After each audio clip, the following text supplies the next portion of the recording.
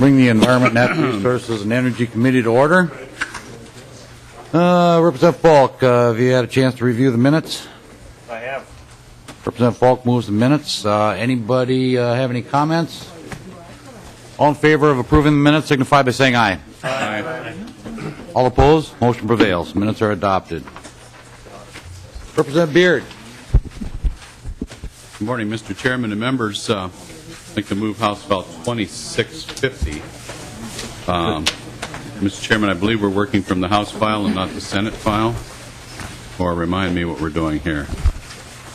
Representative Beard moves House File 2650 to be recommended to pass and be referred to the General Register. General Register, sir. Representative Beard. Members, we have, and I don't have my packet in front of me. Do we have two amendments in that file as well, Mr. Chairman? Representative Beard, you have A1 and an A2 amendment. Which one would you like? A1? Here we go. Now I've got it.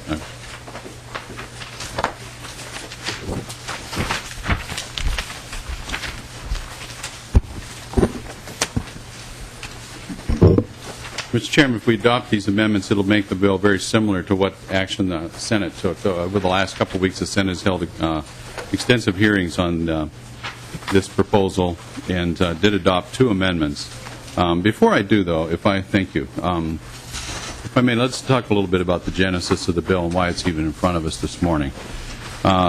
Many years ago, there was the Renewable Development Fund was created out of the discussions concerning Prairie Island's 1994 petition to the legislature to create a dry cast storage pad at its plant in Red Wing area. The Renewable Development Fund was sort of the price that was paid by the utility, the price that was extracted, as I prefer to look at it, by the utility that had the prescience to actually build a nuclear power plant, and of course they actually had the audacity to believe the federal government that the federal government was going to create a repository for spent fuel. When the feds didn't, of course, come through, the plant's nature being as it is, there was spent fuel that had to be accounted for and accommodated in some fashion, so dry cast storage was developed, and of course those sit on a pad in Prairie Island Nuclear Power Plant to this day, and now in Monticello. Part of the process of negotiating a political solution to an engineering problem was to develop a renewable development fund where money was extracted from XL ratepayers, because XL owns the power plant, and was deposited or directed, actually, and this is part of the problem, to be spent in a host of situations, mostly around renewable energy or electrical energy. That was the thought. Over the years, that fund has morphed many times. I think we've had that hearing here and in the Legislative Energy Task Force Commission, we call it now. All kinds of things have been done with that, and so a couple of years ago, the Legislative Audit Commission asked the Legislative Auditor to look at the Renewable Development Fund, how it's created, how it was administered, what goes on with it, and just kind of give us some recommendations on how this thing could be done better. The legislative auditor did come up with some suggestions and findings. They're encapsulated in this marvelous report from the OLA members. There were just a couple of things that he really thought needed to be done while not talking to the policy, speaking to the execution of the policy. One of the biggest things he pointed out to us was not that the fund was illegal. Pretty much it is extra legal or non-legal, I suppose is the best way to put it, because the money never becomes public money. There just is a statute that requires a private company to create within its own private treasury an account that we tell it what to do with it. And nowhere else in state government do we do this, only with XL Energy and only with the RDF. There has been some discussion over the last couple of years. The result of that report, first of all, resulted in a moratorium which expires on July 1st of this year that said all payments will stop from the RDF fund until we figure out, we at the legislature have a chance to figure out how we want to restructure the fund and how we want to streamline and bring into good practice the things that we require of that fund. So House File 2650 is the result of that, and with the amendments we'll put on, it's the result of 2 weeks of discussions in the Senate that I think, take steps to get probably 80%, in my opinion, of what the legislative auditor was looking for.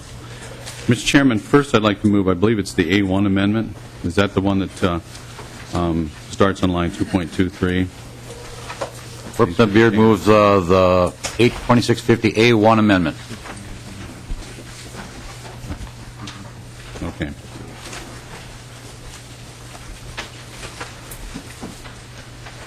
Like to speak to the amendment? Well, okay, I just covered them up here, Mr. Chairman. Now I've got them in front of me again. Yeah, the A1 amendment is the one that I'd like to move. And, Mr. Chairman, it's, I think, just tightens up the language that says that the Public Utility Commission is the one that can approve the administration not to exceed 5%. That was one of the recommendations of legislative auditors. So we had no limits on what could be spent for what. And the cost of administering the fund was one of those things that the auditor referred to. The A1 amendment addresses that specifically.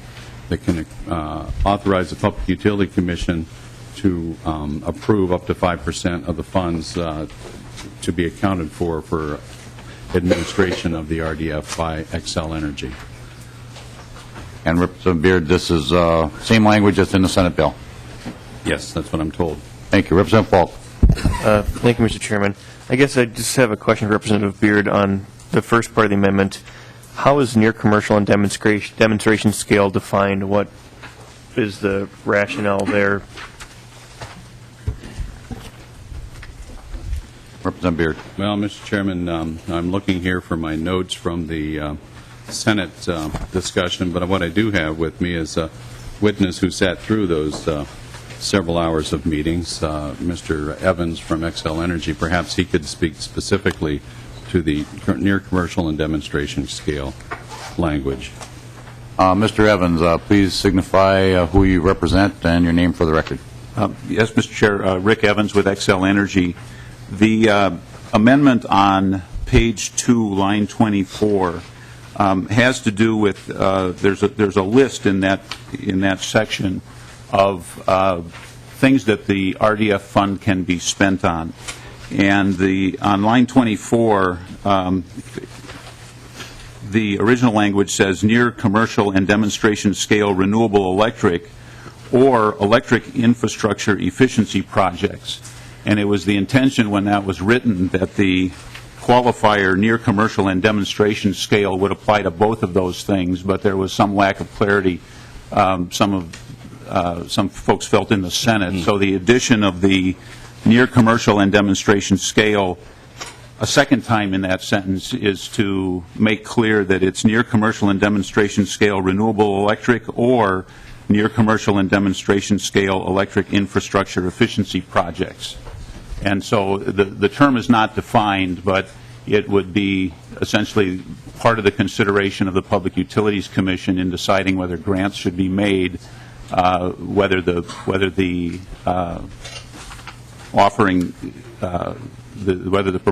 proposed grant meets that qualification. Representative Falk. Thank you, Mr. Chairman. I guess that's my question because, as we just heard, this is an undefined term that we're putting in. So I don't understand the purpose for putting an undefined term.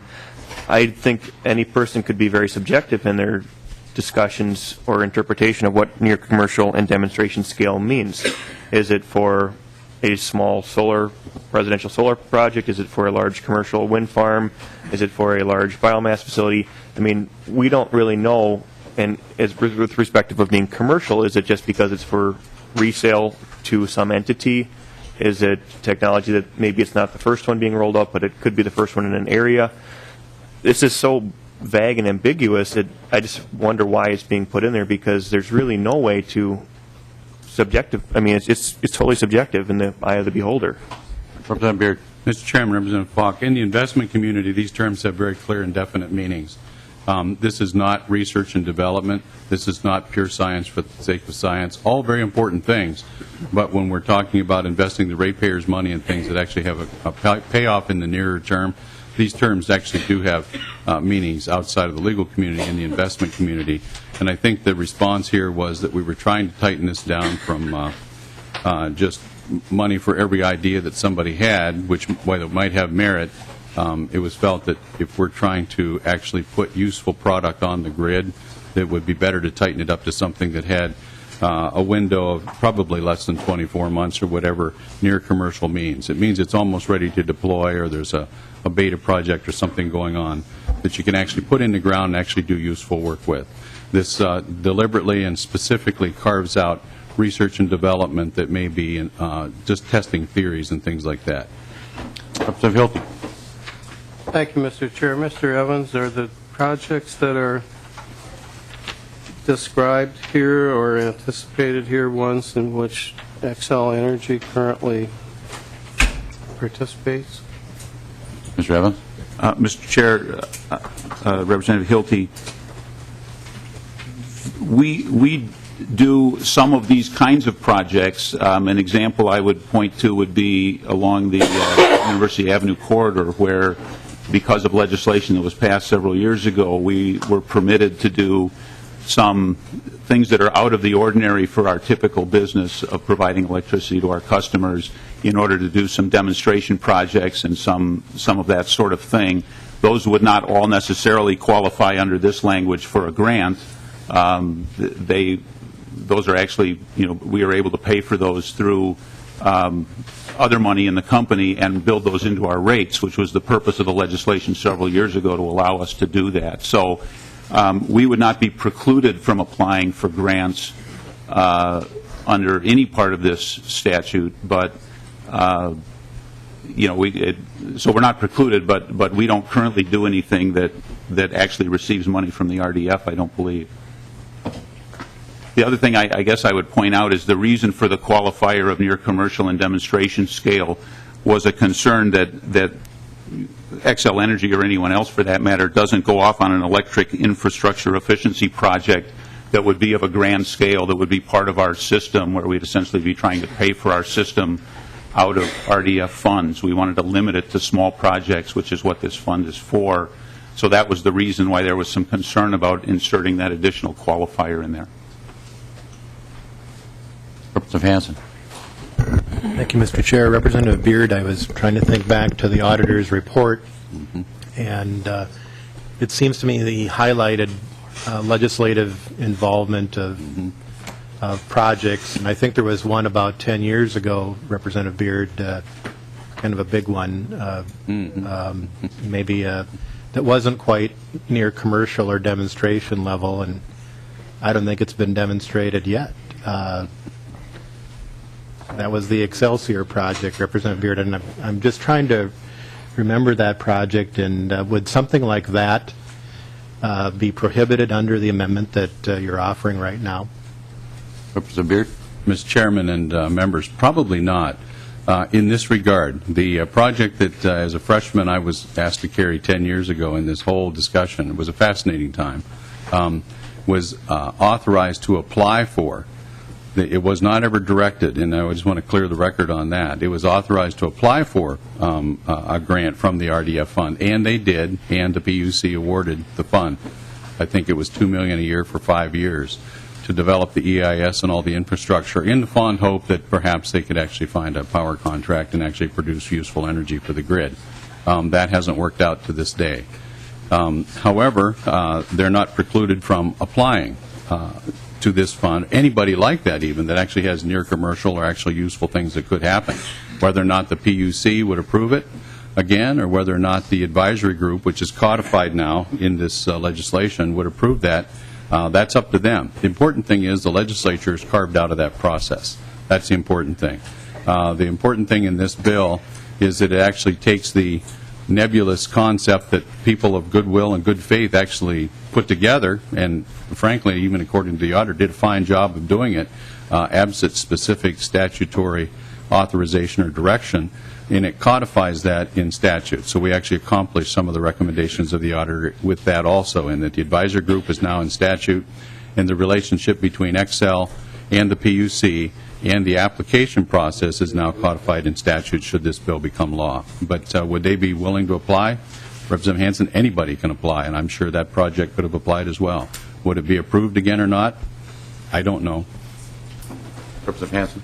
Thank you, Mr. Chair. Mr. Evans, so that was $10 million of the RDF fund to a project that hasn't produced a watt of electricity yet. And we have an amendment here that is trying to clarify use. What's your opinion? I mean, do we need to be more explicit in amendment to prevent boondoggles from occurring in the future, or what's needed from Excel's perspective? Kevin?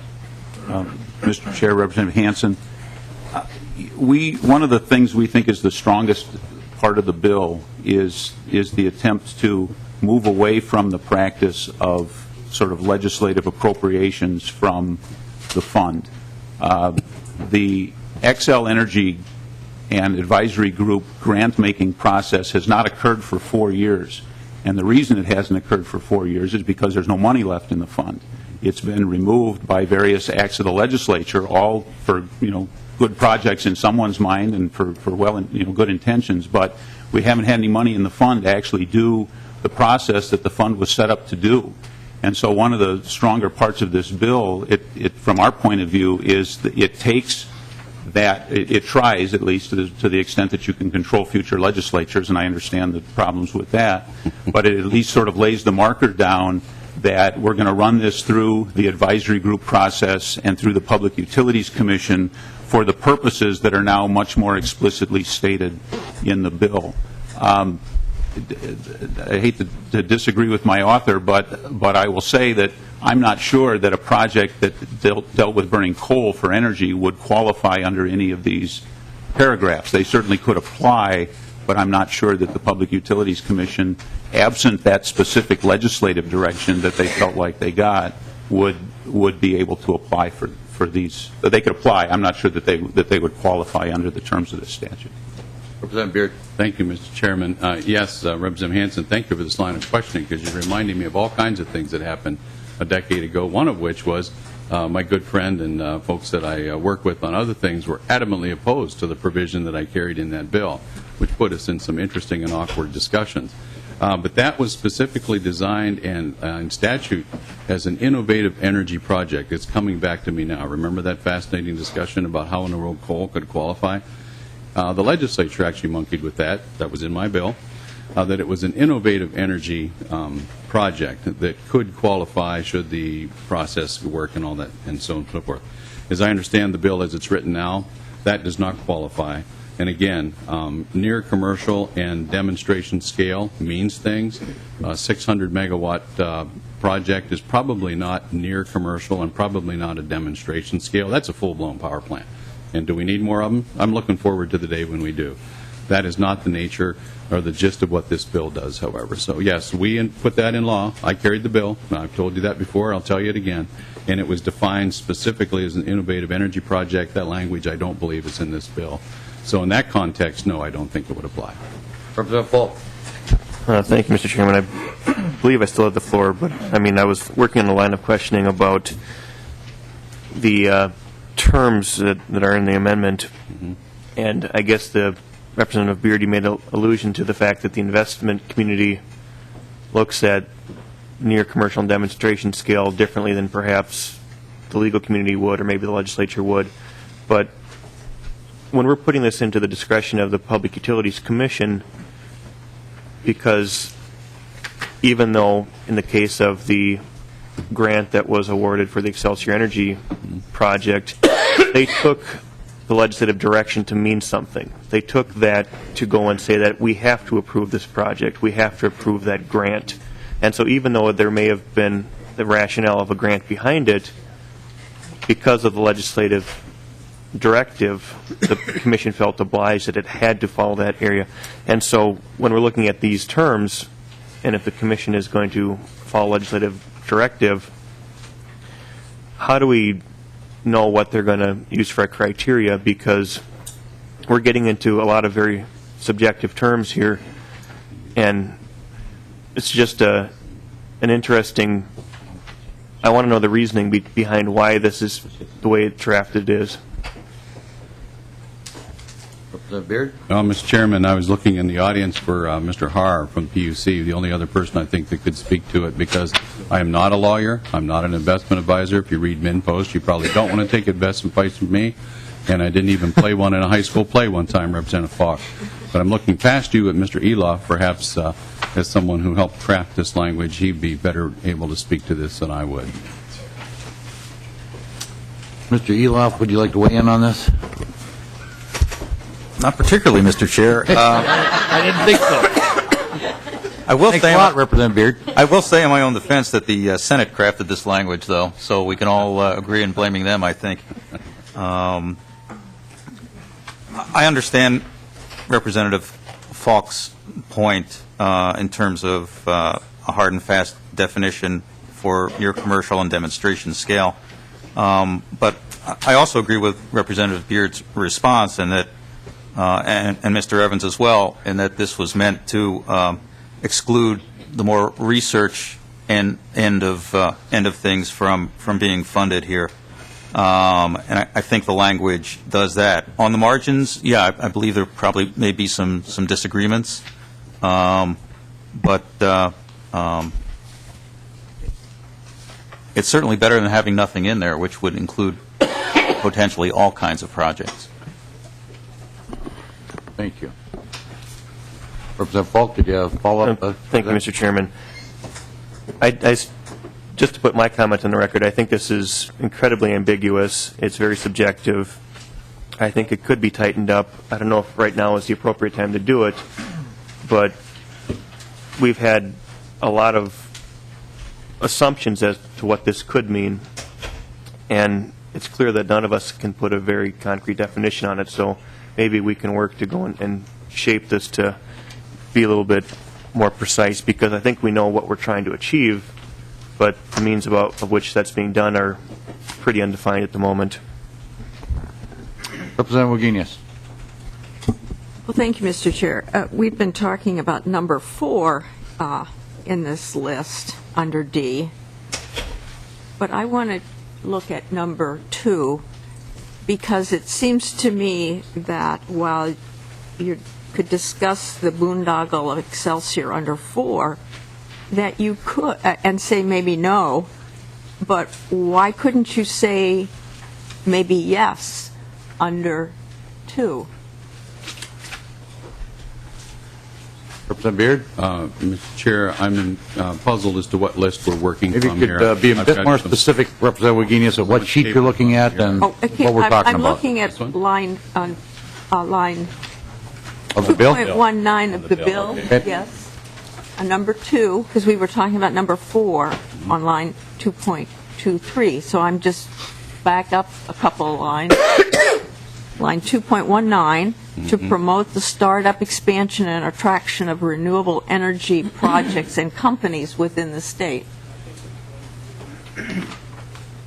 Mr. Chair, the question is, again, Well, I thought I understood that you said that the boondoggle of Excelsior would be excluded under number 4, but could it be included under number 2? Representative Beard? well, Mr. Chairman, that's the purpose of the A1 amendment, which we haven't voted on yet, by the way. When this bill moved through the Senate, the language between the House file, which you're looking at here at the moment, unamended, and the Senate file were the same. The discussions they had over there while we were doing other things here, they met deadlines there so we could bring this up this week. You know how the process works. One of the things that came up, and I'm looking at the notes, my own personal notes from conversations with the Senate author, was this was offered in response to concerns by the Isaac Walton League, Fresh Energy, and the Department of Commerce, that the bill as written was too broad, and they were trying to narrow it down. So the A1 amendment actually is a limiting amendment. Just a sidebar, Mr. Chairman, I indicated there were 2 amendments. One of them was the second part that had the 5% cap. So these have actually both been incorporated into the A1 amendment. I misspoke. There's only one amendment that I'm offering this morning. Correct. Back to Representative Wagenius' question. This was an attempt actually to reach some accommodation for folks who were interested in narrowing up the bill a bit, which is why I'm offering the A1 amendment here this morning, so that it adds the words near commercial and demonstration scale, and I'm not going to try to define those any further than we've commented on this morning, in order to make sure that we can't end up building full-scale baseload power plants out of this fund. That's not what it was intended for, and that's the purpose of the A1 amendment. Representative Wagenius, hold on one second. I think Mr. Eloff wants to shed a little light on this. Thank you, Mr. Chair. In responding to Representative Wagenius' question, I would point out that under number 2, it speaks of renewable electric energy projects, and however innovative the Masaba project might have been, I don't think anybody would claim that it would be renewable, so Correct. disqualify under that. Mr. Chairman, hence the special language we crafted, innovative energy project. Yes, exactly. Representative Wagenius. Thank you, Mr. Chairman. I distinctly remember folks calling Excelsior renewable energy because coal is renewable.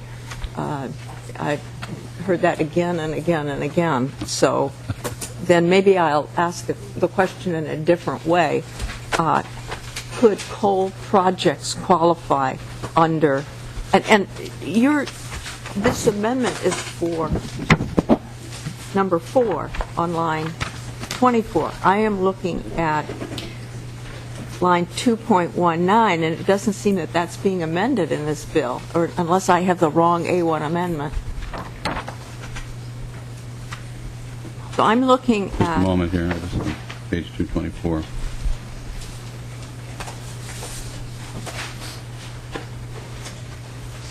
Yes. Okay, I'm sorry. Now I'm with you again. Go ahead. Okay. I'm looking at line 2.19, which does not appear to be amended under the A1 amendment. Am I correct about that, or am I Correct. missing something here?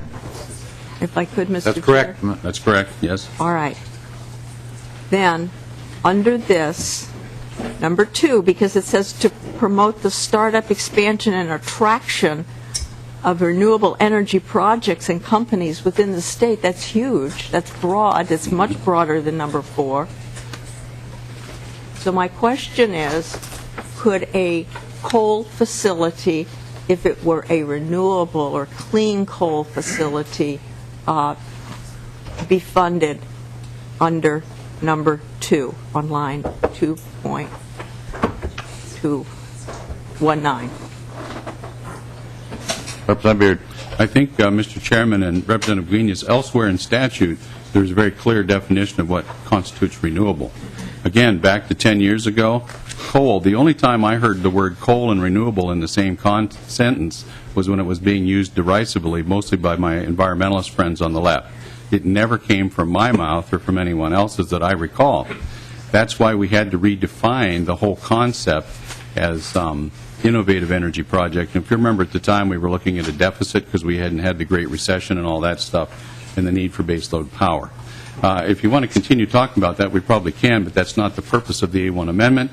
Although a thought is occurring to me, Mr. Chairman, at this very moment, given what's going on in the blogosphere, perhaps this would be a good time to point out that the little amount of stock I bought, a couple thousand shares in a renewable energy company, was actually purchased because they were a renewable energy company working on biomass. Let me just get this off my chest, if I may, members.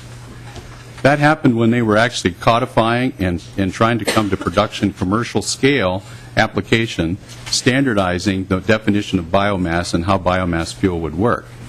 They only went to coal later after other things happened. Completely without my knowledge or assent, it just kind of happened that way. They found some sort of a gasification technology. Oh, by the way, completely unrelated to this, but just in case somebody's going to say, Mr. Chairman, that this is a door for a little renewable energy company that's struggling right now that I happen to own some stock in, that never occurred to me until you just now brought that up. The answer is N-O, no. That's not what this is about.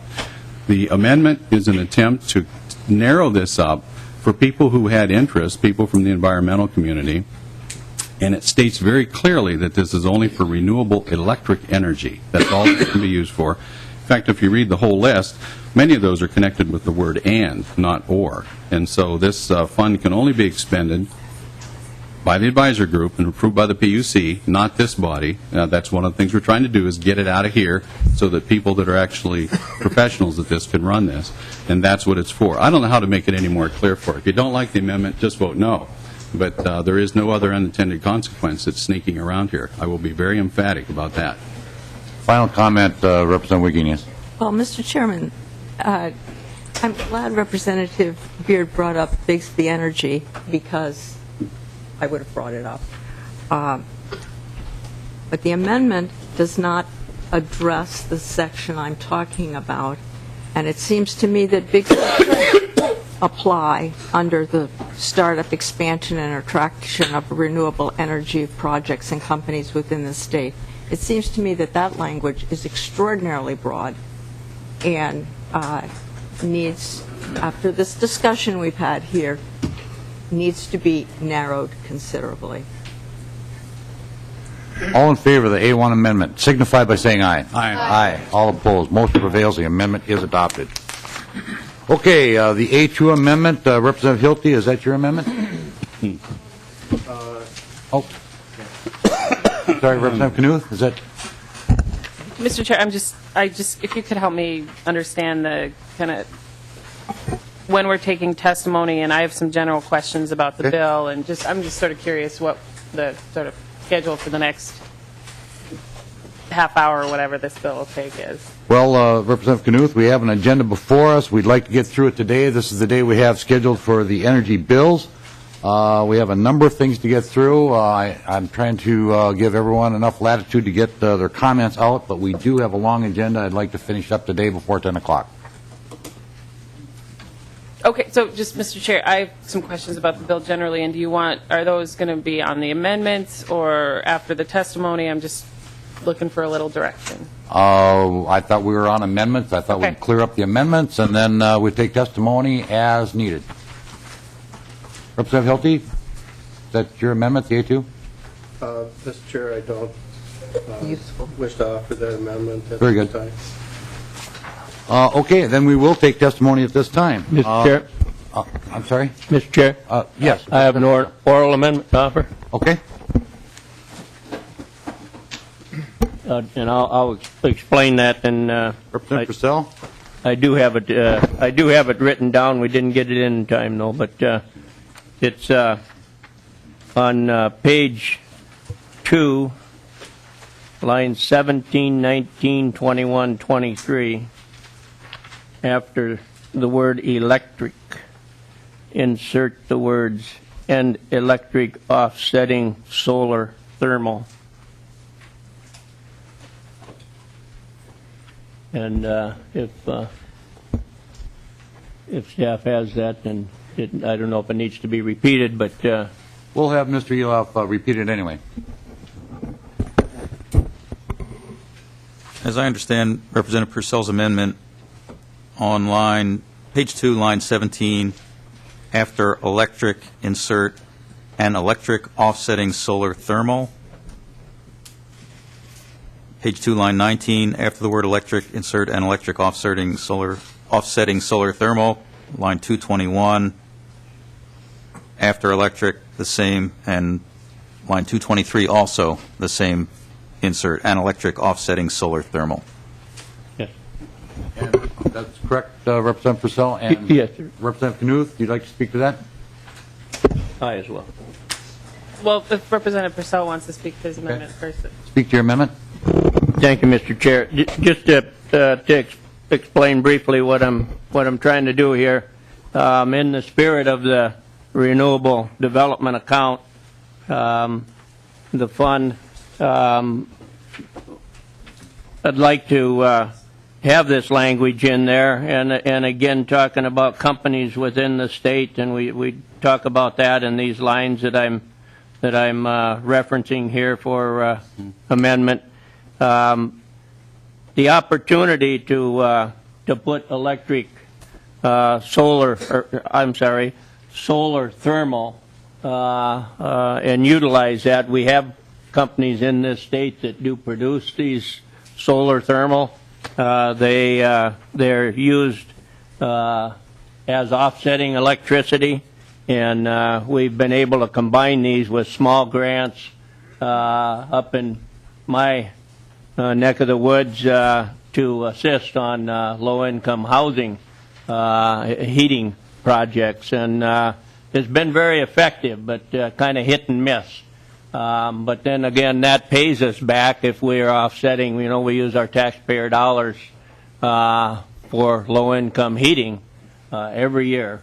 And these solar thermal furnaces, are, they're good for 30 years. So we make that investment and put these on these low-income heated homes, and we get a better bang for our buck.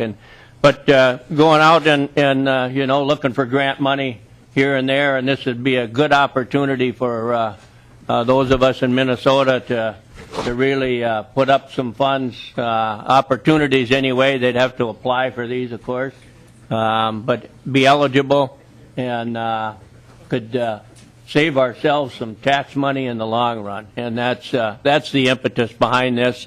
The fact that this small company happens to be right next door to my district has nothing to do with it. But they are a good small company employing Minnesotans, and it's been hit and miss for us over the last 10, 12 years with this, but it is coming on. Folks are starting to realize the importance of and the utility of solar thermal. So that's my amendment. And Representative Knuth, did you want to speak at this time, or? Yes. Thank you, Mr. Chair. I just wanted to hear Representative Purcell's reasoning for the amendment. And I think the amendment refers to, a bigger issue with the bill in front of us. And I appreciate Representative Purcell wanting to expand to offsetting solar thermal. But, there's a lot of other renewable energy technologies that aren't renewable electric energy, and I know Xcel's a utility, although they are a gas and electric utility, and to limit this fund, and I think this is one of the most exciting funds in the state of Minnesota because it actually helps us meet one of the biggest challenges of the 21st century. I'm not sure limiting it to renewable electric energy technologies and not really even having a definition of what that would be is the right way to go with the fund. And I think expanding it to solar thermal is great, but I'm thinking my own house, previous owner put in 3 different solar tubes, so I can shower without turning on the lights, which isn't a renewable electric technology, but it certainly reduces my energy bills every month because I don't have to turn on the lights in rooms that don't have any windows. And there's all sorts of different ways of reducing energy use and or using energy in different ways that may not fit into a definition of renewable electric energy. And so I don't want to speak against Representative Purcell's amendment, but I think adding on these little kind of carve-outs for different technologies may not be the best way. It might just be get rid of electric and the renewable electric energy resource or description in each of these definitions. And I'd be curious what the author would think about that and the justification for having the word electric in there to begin with. Representative Beard. Thank you, Mr. Chairman, representatives, for the chance to talk about the amendment. Representative Knuth's comment on the overarching purpose of the bill actually strikes at the core of what the bill is about. Members, over the last 18 years now, we've had a fund that's generated $180-some million, and it's like every time the legislature gets together, we think of something new to do with the fund. It is a fund, to be clear, that's extracted from ratepayers of Xcel Energy. These are people who are buying one product and one product only, and that's electricity.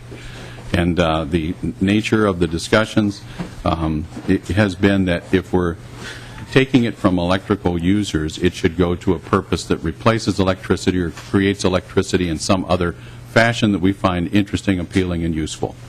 Originally, electric or solar can apply if it actually generates electricity and if it's in a demonstration or near commercial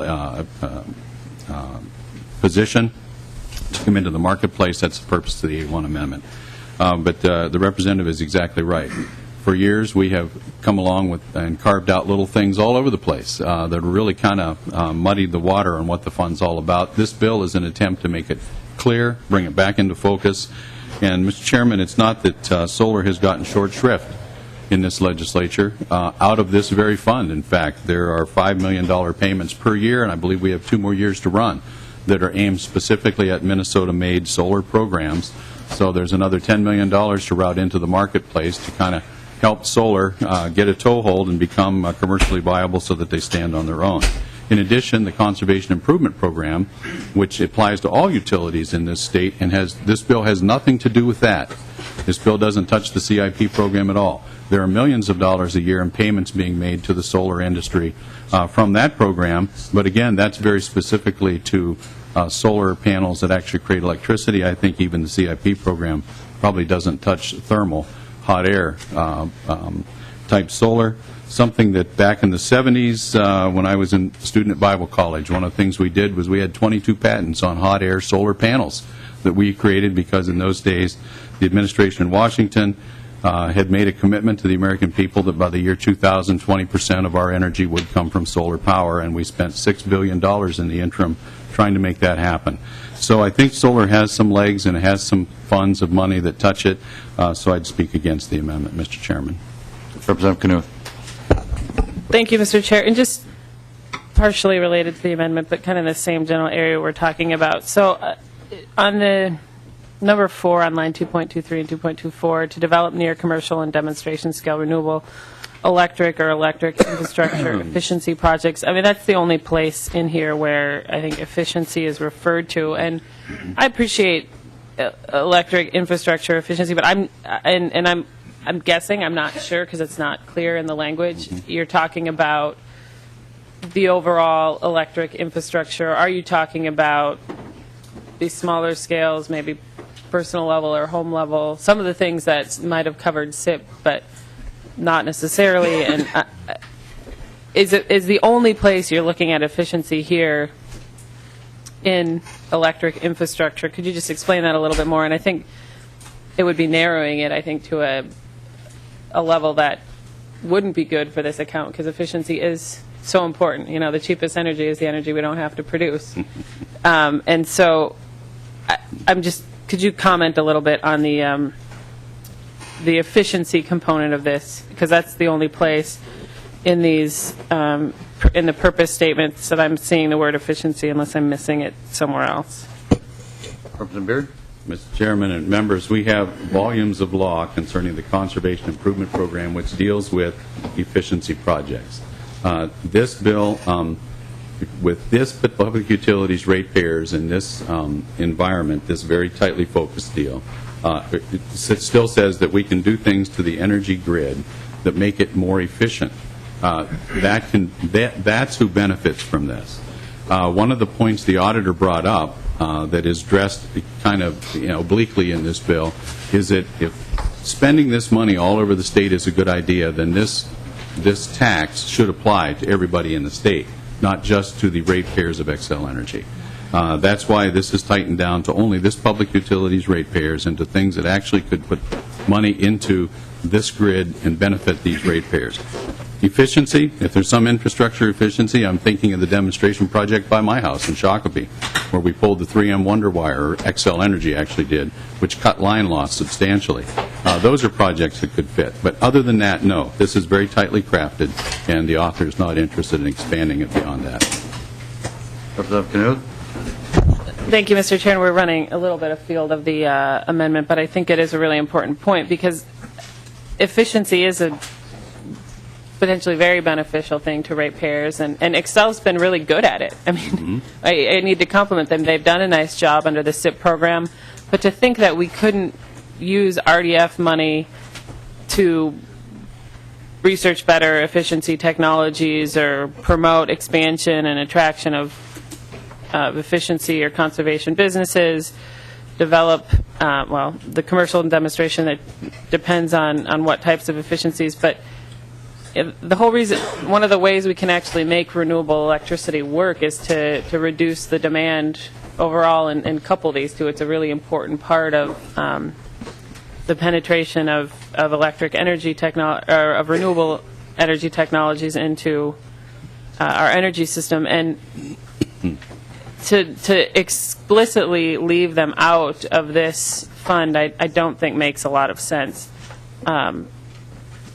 Either for Xcel or for the Xcel ratepayers. And this is on another point, but the RDF fund is not a tax. It's, and we could have a whole bunch of philosophical discussions about what the RDF fund is and in the history of it, and I wasn't here, but from the stories I've been told, it was one of the tensest times this capital has ever seen. One of my colleagues who was on the conference committee talks about having a security detail during that time.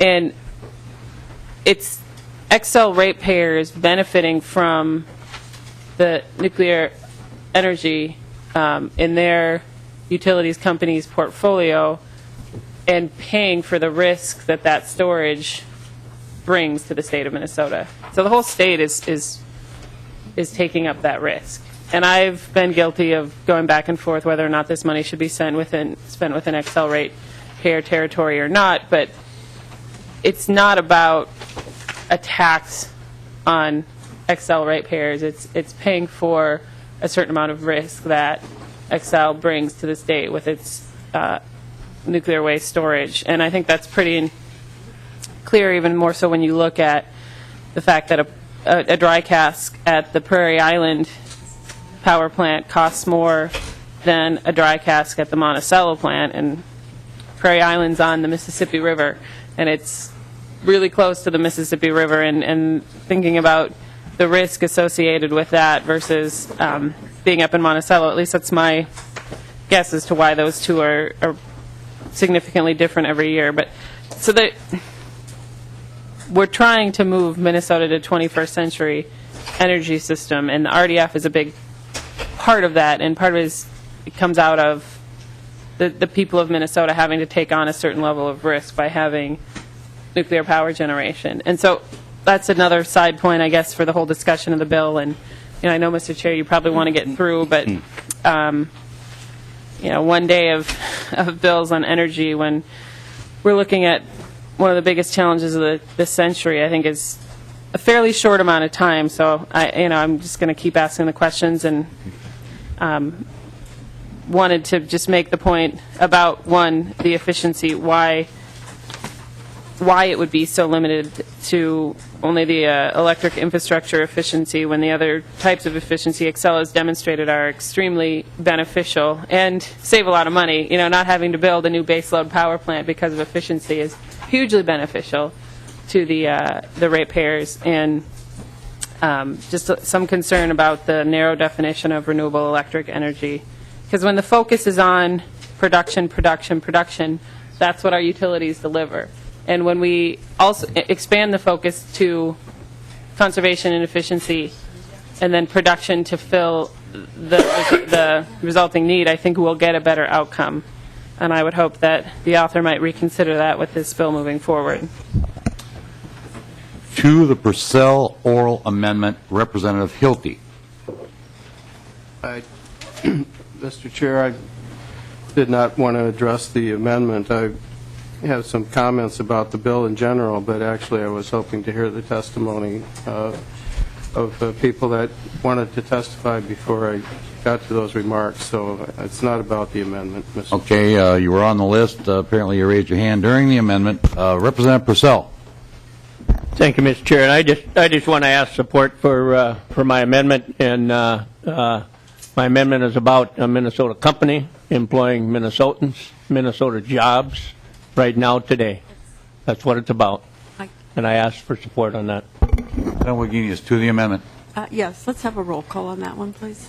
Representative Wagenius requests a roll call on the Purcell oral amendment.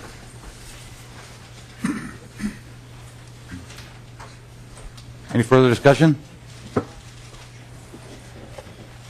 Okay, clerk will take the roll. Hackbarth, No. McNamara, No. Anderson, No. Beard, Nay. Dill, Truskowski, Fabian, No. Falk, Yes. Hancock, No.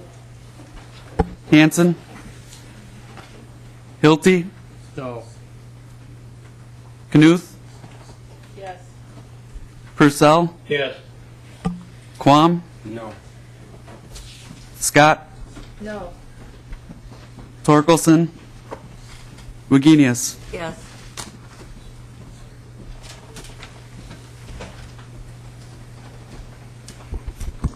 There being 9 nays and 4 yeses, the amendment is not adopted. Okay, to the bill, let's see.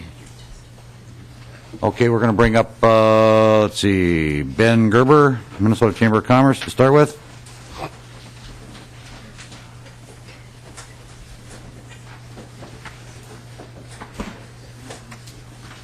Welcome to the committee. Please state your name and who you represent for the record.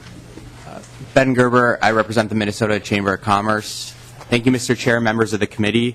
I just wanted to say a few things. A lot has changed since 1994. What we've seen is a large increase in rate cases, and we've also seen that the renewable energy industry has become more effective and efficient.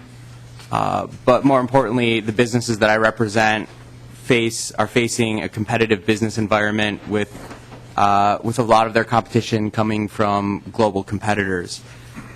What we saw through the OLA report is that the RDF fund is not held to acceptable transparency and accountability standards, rarely provides a direct benefit to the people who pay for it, and that's the Xcel Energy ratepayers. And we believe that it's important that if they're going to be paying for it, that there should be some direct benefit.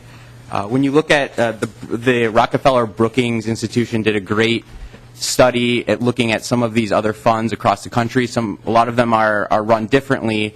Ours is unique in that Xcel, it's a private company that holds the fund, and the legislature is appropriating money out of that fund. But when you look at the amount of add-on investment and jobs that were created compared to what we see here, we're at a significant disadvantage. And so we really think that it's important that the legislature take a hard look at how these other funds are done in other states. If you look at California PEER program, the New York State program, and the Massachusetts program all have significant advantages over the way and successes over our program. So we think it's important that we look at those and remember that this is ratepayer money, and that we don't think that the businesses we represent have to be nimble to apply for these funds, and we think that it's appropriate that everybody that does, and that there shouldn't be carve-outs for specific institutions or corporations or specific areas of energy.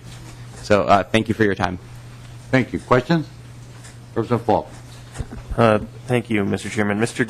Gerber, can you tell me how much a business pays on a monthly or annual basis to support this fund? Can you give me one example, or how many cents per kilowatt hour this costs?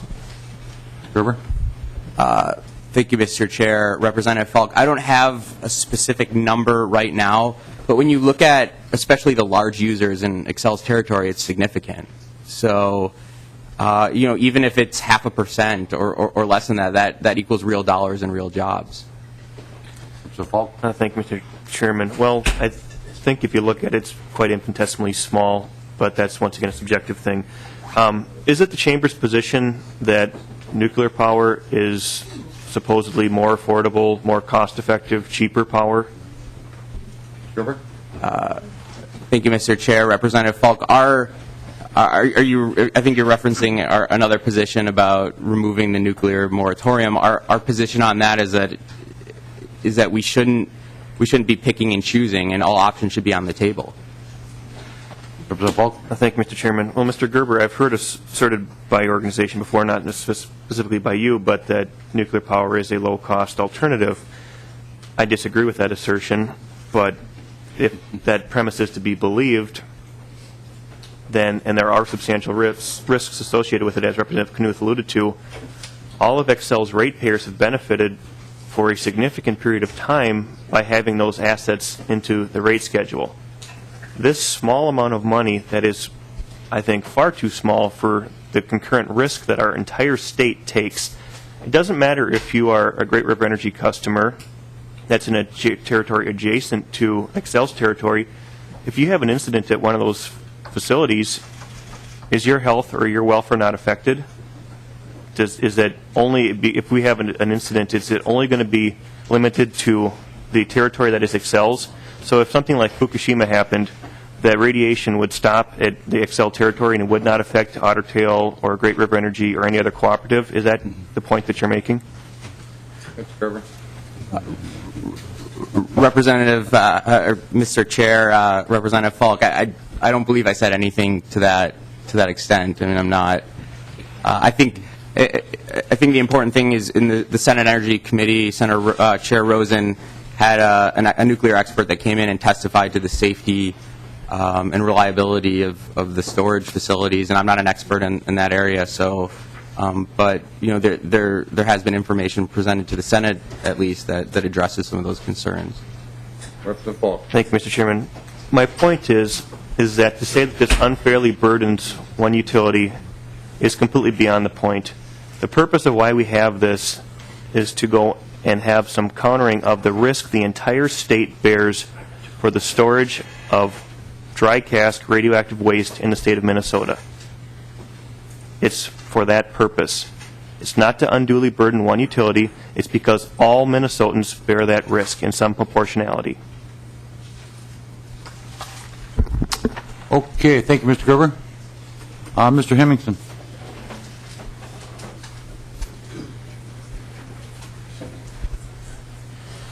Welcome to the committee. Please state your name and who you represent for the record. Excuse me. Thank you, Mr. Chair, members of the committee. I'm Dick Hemmingson, the Managing Director of the Initiative for Renewable Energy and the Environment at the University of Minnesota. Members, you have a copy of the IRE annual report, which I know you've all seen before, and a longer statement, Mr. Chair, than I will give this morning. I will just hit a few of these highlights in my testimony this morning. Four really basic and I hope relatively brief points, Mr. Chair, members of the committee. First of all, we feel as though innovation is always important, and we do have a choice to make as Minnesotans. Do we want to be a consumer of renewable energy technologies or a producer of new energy technologies? The choice we make in that regard will ultimately create more good jobs in Minnesota and have a longer-term foundation for a vibrant economy in the state. IRE has had a foundation of excellence in research and development, drawing together talents and institutions, and frankly, as a result of these investments, your University of Minnesota is now seen as the go-to place for renewable energy research, ranking with MIT, Berkeley, and many others. So looking forward, we believe that Minnesota should build on this success and continue to invest in innovation. And we urge you, the legislature, to designate a portion of the funds to support research and development of innovative energy technologies. Secondly, managing effective research and development is, in our opinion, a very different process than managing construction projects. And we have developed, we feel, a best-in-class process for soliciting, reviewing, managing research and development projects, and we urge the legislature to ensure that these R&D projects, as part of this broader investment, are managed appropriately and we think separately from the traditional procurement activities. Thirdly, we do have in Minnesota a Silicon Valley opportunity. All the right pieces are here. We have abundant natural resources. We have many businesses, large and small, major strengths in human infrastructure at our research universities, at our other academic institutions, in our state and federal agencies. And we have, we think, begun to build an innovation ecosystem, starting with the R&D community and moving it more broadly into the business and NGO and government community. So much more effort is needed here, and we urge the legislature to keep this in mind as you reauthorize the Renewable Development Fund. And finally, point 4, as we move forward with the RDF, we should take a visionary and a coordinated approach. We do agree, and said so at the time the legislative auditor's report was released, about better coordination, better clarity, although I would add, and would encourage you to take a look at the statute that does clarify and specifically state what the research and development areas of opportunity have been for IRE. We've paid strict attention to that. So moving forward, we think the redesign of the RDF should include a dedicated program for R&D and renewable energy systems, that it builds on the success of existing investments, that the process be nimble and effective to take advantage of emerging opportunities, and be cooperatively managed in a coordinated strategy with the RDF. IRE, the Initiative for Renewable Energy and the Environment, has a proven track record of its success. and we at the University of Minnesota stand ready to be an active partner in the next phase of the RDF. And if I may comment very briefly on the report that Mr. Gerber called to your attention, the Brookings Institution report. When you look at that, I'd encourage you to look at another of that report's findings, which says, and I quote, "State clean energy funds emphasis on a project finance model which directly promotes clean energy project installation by providing production incentives and grants and rebates is by itself not enough to build a statewide clean energy industry. State clean energy funds also need to pay attention to other critical aspects of building a robust clean energy industry, including clean tech innovation support through research and development funding." Thank you, Mr. Chair, members of the committee. Thank you. Questions? Thank you for your testimony. Great tie, by the way. Thank you. Let's see. Bill Grant. Commissioner Grant.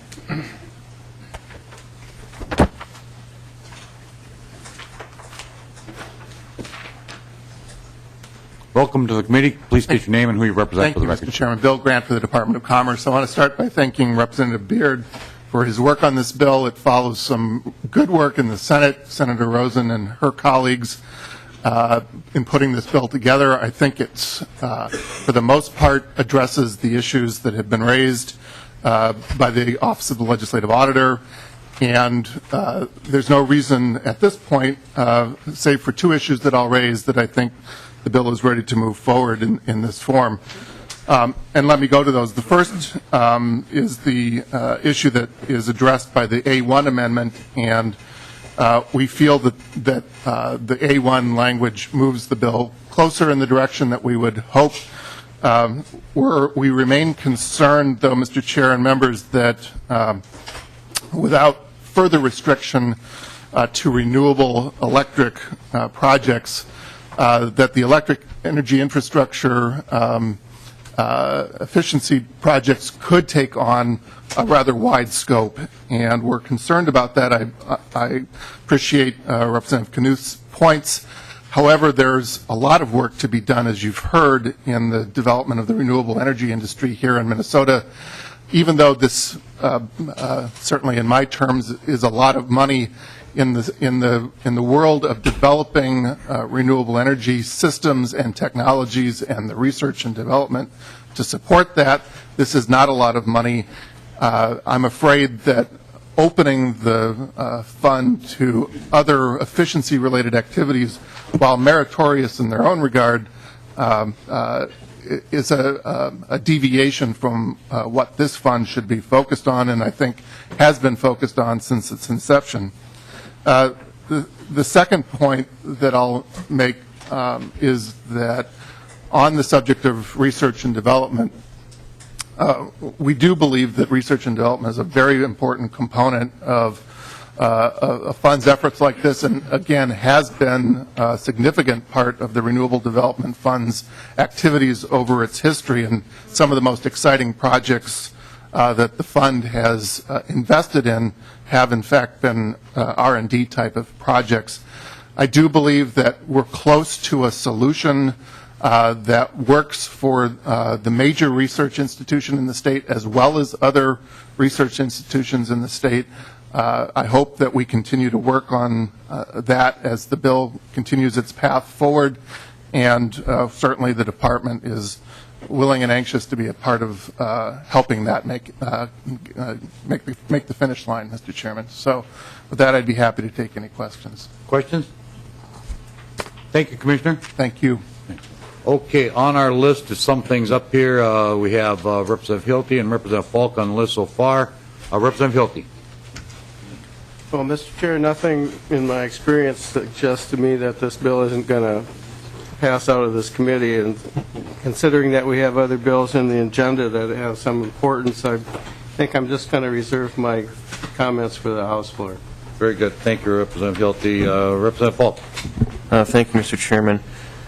I guess I have a few concerns with the bill as drafted, because we have an advisory committee that's supposed to go and give direction for these expenditures, yet it's really has no means to really enforce any of those actions, and the utility can do as it really sees fit. I think this is kind of contrary to some of the testimony we heard, because I think one of the quotes was, things can only be expended by the advisory group, or we are giving this, we are going to run this through the advisory group process. But when you read the bill language, it's actually not the case. And so if we're really truly going to have an advisory commission or committee that actually can do things, I think it's important to have this bill reflect that. So on line 2.31, I would move to strike the words, if agreed to by the public utility.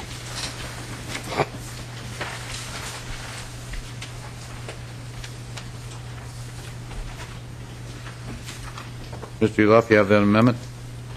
Yes, Mr. Chair. Representative Beard. What lines are we striking again here, Mr. Chairman? Mr. Eloff? Line 2.31, strike, comma, if agreed to by the public utility, comma. Mr. Chairman, I'd speak against it for this reason. The language that we have here basically codifies the work that was done years ago on their own after the direction of this legislature. It's been working well for 18 years. Basically, we've just put into statute what they've been doing in practice. And, Mr. Chairman, I might point out that the advisory committee works well with the utility that's actually generating the fund and still holding the fund in its private account, I might point out. But that before any funds are appropriated or authorized, it has to be approved by the Public Utility Commission. To be clear, the PUC is the final arbiter of the awards. Mr. Chairman, I think it's unnecessary, and I'd speak against the amendment. Representative Falk? Thank you, Mr. Chairman. Well, to that point, I mean, this is the part that's saying that any changes must be agreed to by the public utility. So ultimately, you're saying that if the commission wants to modify something or the advisory committee wants to offer a different take on things, really they can do that, but ultimately the utility can just do it as they see fit. Once again, I mean, there's greater implications here. This resource exists, this fund exists because the entire state is put at risk because of the actions of one utility. Now, we've allowed that to happen, but we have to have a much broader discussion, and there needs to be broader input, because who here is speaking on behalf of citizens, communities? I don't even believe that there's a member of the Prairie Island Indian community on this advisory committee. Maybe I am mistaken, but I believe that was one of the cases. And for the community that's most closely affected by the dry cast storage, wouldn't it be prudent to at least have a member of that community on the advisory committee? I mean, that just seems like common sense. And so I'm going to ask for a roll call on this, because I do think that this is a very important thing, and that we need to have the ability for there to be modifications to what the utility deems it's appropriate versus the balancing of what's appropriate for the entire state. Representative Falk requests a roll call on his oral amendment. Any further discussion? Clerk will take the roll. Hackworth? No. McNamara? No. Anderson? No. Beard? Nay. Dill? Dreskowski? No. Fabian? No. Falk? Yes. Hancock? No. Hanson? Yes. Hilty? Aye. Knuth? Yes. Purcell? Yes. Quam? Scott? No. Torkelson? Wagenius? Yes.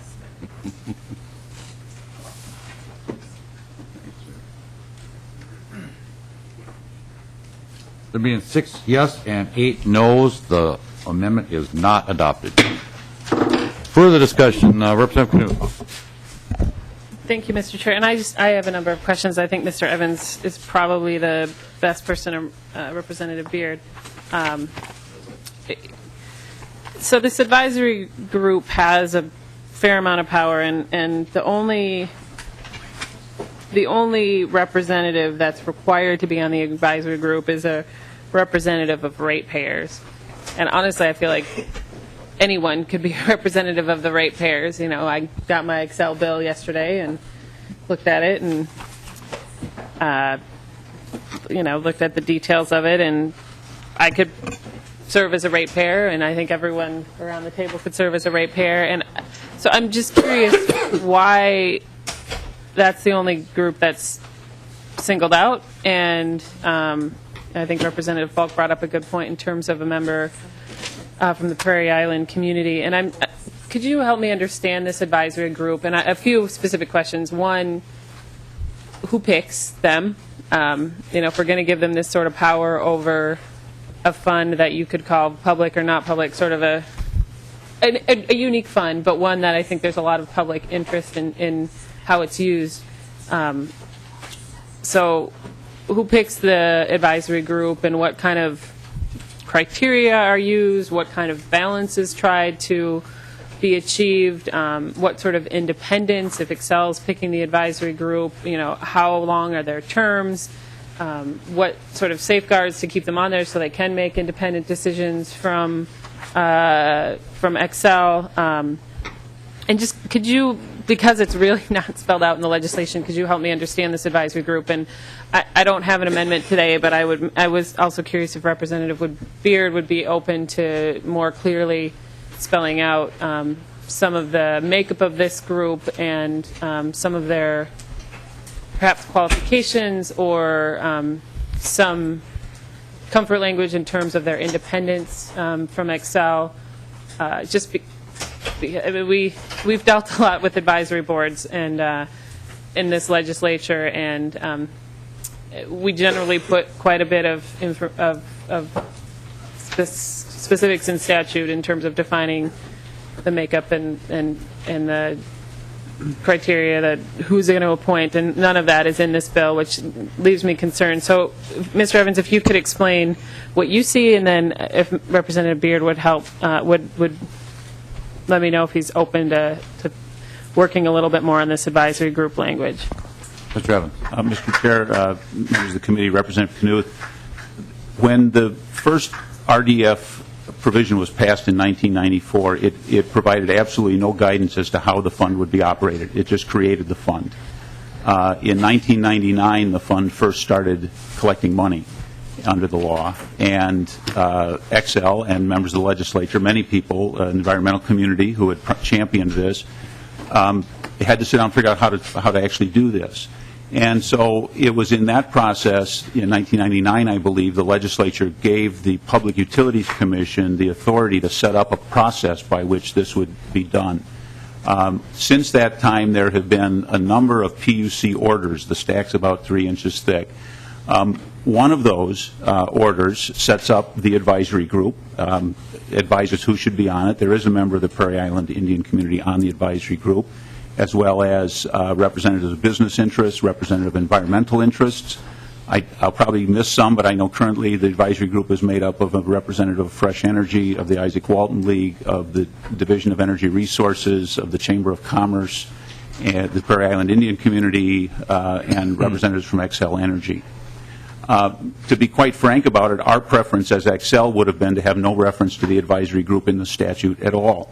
Our concern is we don't want the advisory group to become a state agency. This is not state money they're dealing with. This is private money, and our preference was to try to keep the advisory group out of the statute, let it be controlled by the Public Utilities Commission as it has been in the past, and operate under that function. It has, I think, all the members who've ever been on it would say it's operated in terrific good faith, almost always by consensus, possibly even always by consensus. It's been a good working group under the orders put together by the Public Utilities Commission. We lost that debate in the Senate to the extent that they wanted to at least make reference to the fact that a ratepayer should be on it. But it doesn't change any of the PUC orders, and as you can see in line 2.36, continues to give authority to the Public Utilities Commission to make sure that the appropriate interests are represented on the advisory committee, on the advisory group. So the spare language was intentional, not quite spare enough for our interest, but that's the way it went, because we didn't want this to turn into a public board. And that was one of the things that was addressed by the auditor's report, by the way, was that this advisory group should either become a public agency or not, but that there should be more clarity. And to our way of thinking, the clarity is provided by the history of PUC orders that are still in effect that govern how that board operates, and that's the way we would prefer to go forward. And let me just finish by repeating, this has been an extremely good group. They have worked together very well and have almost always operated by consensus. If we deviate from the advice of the advisory group, then when we go before the Public Utilities Commission, that is disclosed to them, and the members of the advisory group are entitled to get into the PUC and give their opinions as to why they disagreed on whatever the grant has been. But I don't believe in the history of the fund that's ever happened. Representative Beard. Yeah, Mr. Chairman, the short answer is probably not. I would not be interested in amending the bill any further. I know ratepayers went in there at insistence, and again, as it was mentioned, it was specifically, we're trying to codify practice that's actually worked, and as the auditor has pointed out, worked rather well, even absent direction from the legislature on how to do this. So rather than gum up the works with putting in all kinds of whatever our favorite phrase is today and favorite interest group, we were going to just leave it totally up to the PUC and codify what they've done and made it very clear in statute that it's their responsibility. I'd prefer it stay that way.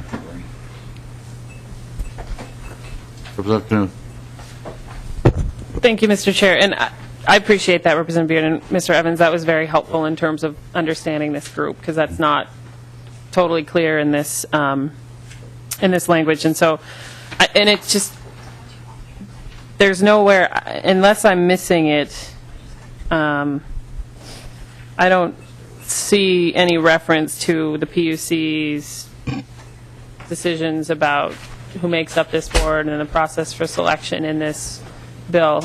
And maybe I'm missing it, so you could point it out. That would be really helpful. And then a specific question for Mr. Evans, just in terms of the kind of expertise that this group has, and I understand there's been a lot of good work done, and that's great. What sort of expertise does the group have in terms of making research requests for proposals versus more sort of right now we have IRE and we have Excel and we have the legislature using this money in different ways. So, and it's understandably confusing and does need some clarification. But I do think there is a distinct difference between running a research group versus more of the advisory group that Excel has had. And could you help me understand how much this group has thought about that and how much Excel has thought about that in terms of its ability and its expertise in implementing more of a research agenda than what this group maybe has done? Because, switching it all into this one group does limit the expertise a little bit. I mean, it makes it less complicated, but it also at the same time limits the expertise and the experience that other groups have brought. So I guess there's two questions. One, could you help me understand where the PUC is referenced in terms of this advisory group? And two, that's from Representative Beard and Mr. Evans, if you could help me understand the expertise and experience in terms of this group running a research program. Representative Beard. Mr. Chairman, Representative Knuth, the expenditure authorization starts on line 2.27, paragraph E. How the group is made up, that is implied in line paragraph F, starting on 2.34, specifically line 2.36. It says the commission may require that other interests be represented on the advisory group.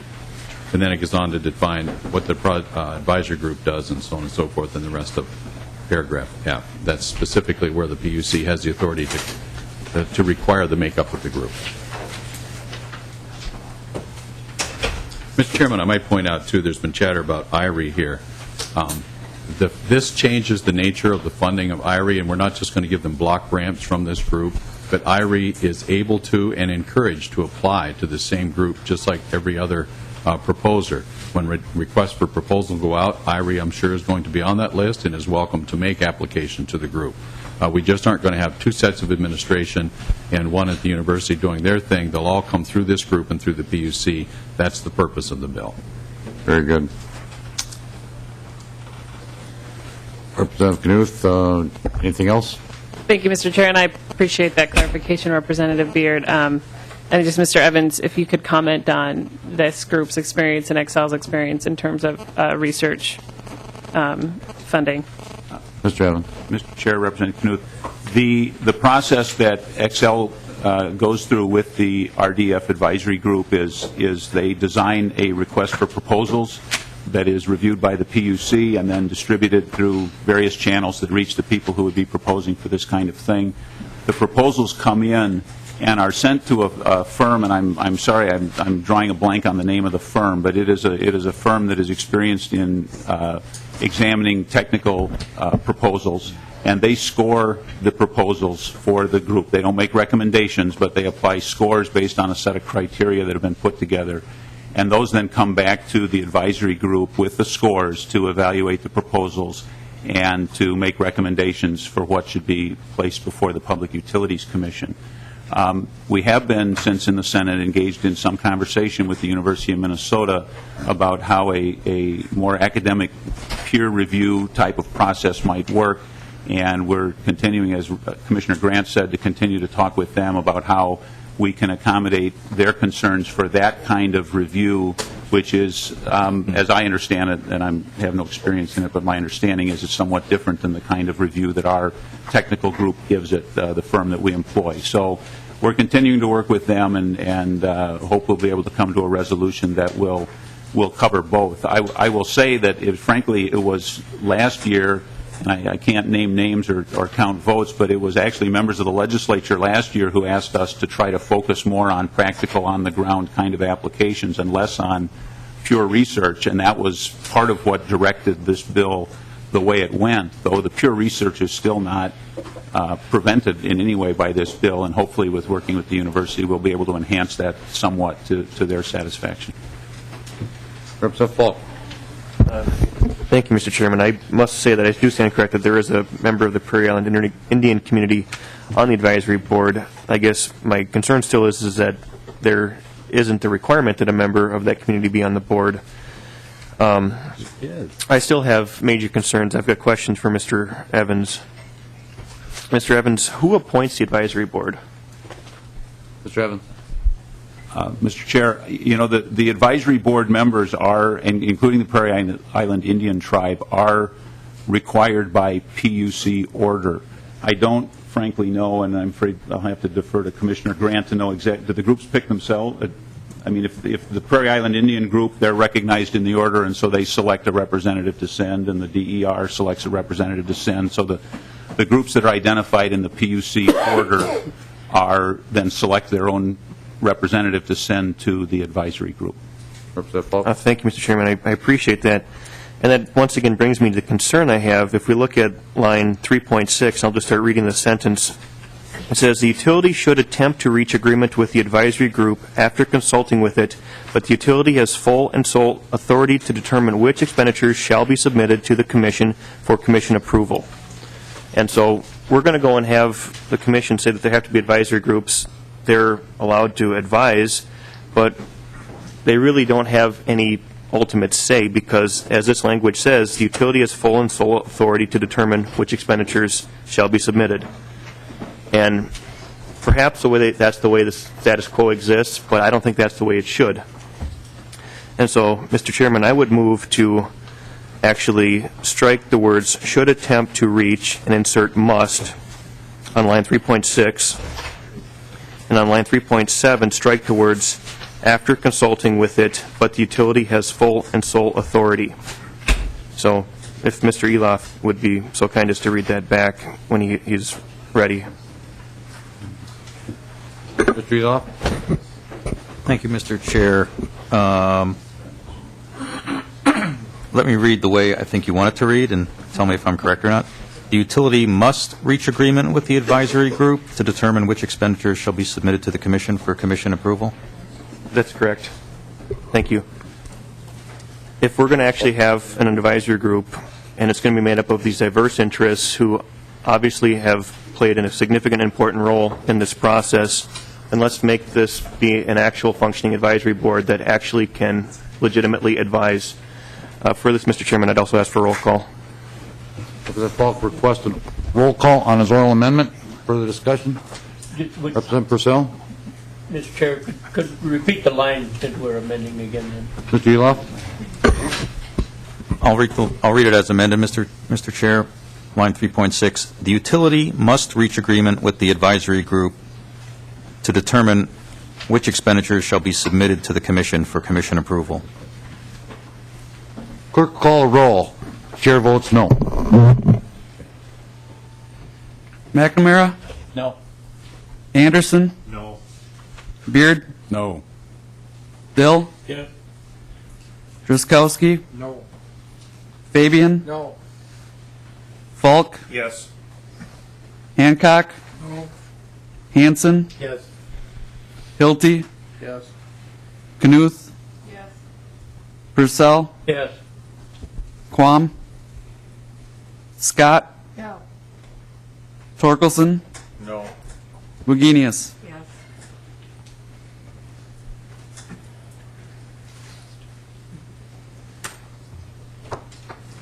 Being 7 yes and 9 noes, the amendment is not adopted. Representative Hanson. Thank you, Mr. Chair. Representative Beard woke up this morning and read the paper and saw that Excel had spent $2.36 million last year on lobbying the legislature. Is there anything in statute that expressly prohibits the RDF funds from being used for any lobbying? Is that in statute anywhere? Representative Beard. Mr. Chairman, I don't know that it is, but Mr. Evans can speak to that. I would point out the $2.6 million includes an enormous amount of time spent at the PUC. That they have to be there for rate cases and all kinds of stuff, where I think the majority of the dollars are spent. Is in the statute that prohibits the RDF fund? I think it would be precluded because this is specifically for electric generation, Representative Hanson, so I don't even need Mr. Evans to speak to that. The answer is no. Mr. Evans? Any comment? Mr. Chair, Representative Hanson, I don't know of anything in the bill that would permit anyone to apply for lobbying expenses. Certainly we have budgets for lobbying expenses, so there's no necessity to go to the RDF to get money for that. I guess I would also point out that lobbying expenses by federal practice and state practice are what we call below the line. In other words, we don't build our lobbying expenses into our rates. We're not permitted to. When we have a rate case, they're excluded. So I guess there's nothing in here that specifically precludes it, but I really don't see how that would be necessary. I can't see that passing muster at any stage of the game. Representative Scott. Thank you, Mr. Chair. Just wanted to make a comment that if we're going to start pointing out how much lobbyists are paid for different things, then maybe we should look at the University of Minnesota and how much they pay their lobbyists to lobby on energy issues. Representative Falk. Thank you, Mr. Chairman. Well, Representative Beard, as you know, I always read through your bills carefully, and I appreciate the diligent work you've put into this. I guess one concern I also have is on page 3, starting at 3.31, it says, all final reports must acknowledge that the project was made possible in whole or part by the Minnesota Renewable Development Fund, noting that the fund is financed by the public utilities ratepayers. Well, that is accurate in one sense, but we also have to acknowledge the fact that why does this fund exist? And we all know that it came out of a 1994 agreement that allowed dry cask radioactive waste to be stored in-state for an indefinite period of time. And so this was an agreement that allowed one utility to go and put money into this fund in exchange for that privilege. It's not a right, it's a privilege. And so when we're stating that these reports must acknowledge the ratepayers' money is paying for them, I think it's also important to note that that money is coming from the result of a privilege of allowable behavior. And that's very clear. We have to be telling the whole truth here. It's not just ratepayers' money, but it's becoming because of a result of an action. And so, Mr. Chairman, I'd also move to insert the words in line 3.32 after fund, created as a result of the storage of nuclear waste in this state. I believe Mr. Eloff has that as well, and if you'd be so kind as to read that back. Mr. Eloff. Thank you, Mr. Chair. If Representative Falk will oblige, I originally gave him that language, but on looking at this again, I think it can be improved on. Let me read this. After the word ratepayers on line 3.33, insert "and was created as a result of the storage of nuclear waste in this state." That would be required to be noted in the final report. Representative Falk, is that what you'd like? Thank you, Mr. Chairman. Mr. Eliff, I am agreeable to that. I would move that amendment and ask for a roll call. Representative Falk asked for a roll call on his oral amendment. Mr. Chair. Representative Beard. Mr. Chair, I could further amend it and say, made necessary because of the dereliction of the federal government and their political decision not to do Yucca Mountain. We could have a discussion of whether it's waste or whether it's spent fuel, which all the rest of the legislation refers to this as spent nuclear fuel, and so on and so forth. Mr. Chairman, just vote no on this amendment. Clerk, call the roll. Chairman votes no. McNamara? No. Anderson? No. Beard? Nay. Dill? Yes. Dreskowski? No. Fabian? No. Falk? Yes. Hancock? No. Hanson? Yes. Hilty? Yes. Knuth? Yes. Purcell? Yes. Quam? Scott? No. Torkelson? No. Wagenius? Yes.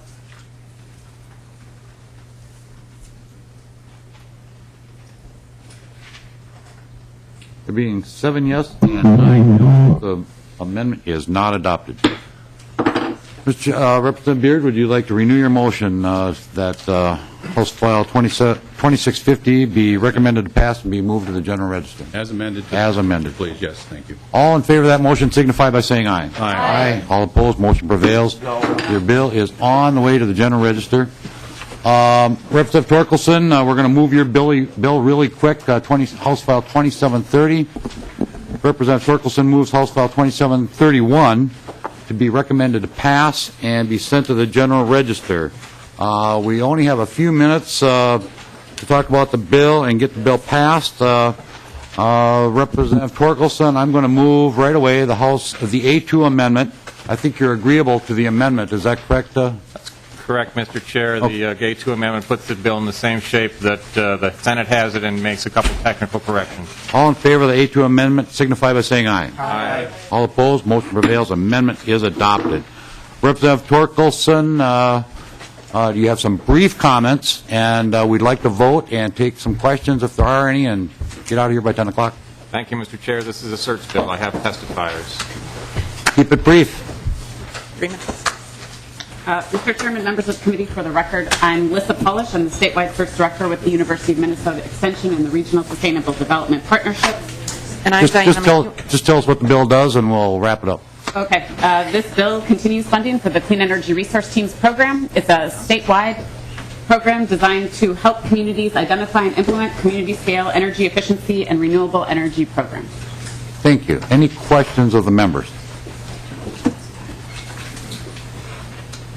Okay, I have to renew the motion that it's going to be sent to Ways and Means. Okay, all in favor of the Representative Torkelson renews his motion that House File 2731, as amended, be recommended to pass and be referred to the Committee on Ways and Means.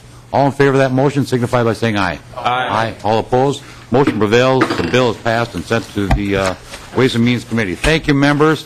We missed a number of bills today that we're going to have to get to and find some other time for. So with that, members, meeting adjourned.